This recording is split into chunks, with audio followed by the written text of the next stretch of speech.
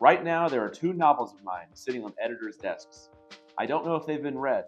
I don't know if they're sitting in a pile, or already passed on without a word, or actually being considered by someone who could change the trajectory of my career. I have no idea, and there's nothing I can do about it. That's a submission silence. And if you're in it right now or heading toward it, this one's for you. I'm TJ Stecker, formerly agent and crime fiction writer, retired Navy aviator, attorney. I've written 2 novels redacted in the Moth, both of which have picked up award recognition on the competition circuit. Both are on submission for traditional publication right now. This channel is Fireside Writer, and today there's no craft breakdown, just a conversation about the part of the process that nobody likes to talk about.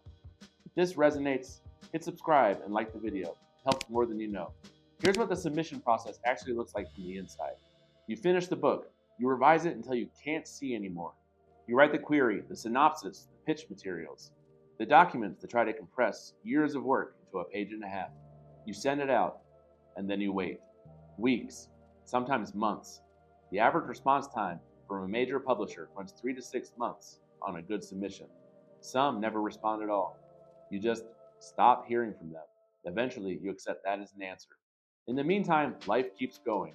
You go to work, you make dinner, you go back to your desk and try to write the next book. And the whole time, somewhere in the back of your head is this low hum. The awareness that something you worked the hardest on is out there, being judged by people you'll never meet, on a timeline you can't control, for reasons that may have nothing to do with the quality of the work.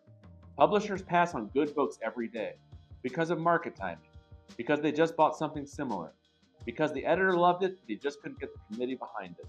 The silence doesn't always mean what you think it means. I've thought about this, about what actually helps versus what feels like it should help. The only thing that consistently works for me is writing the next thing. Not because it distracts you, although it does, but because it reminds you that you are a writer and the submission is just part of the process you have to work through. When The Moth went out, I started the follow-up to Redacted.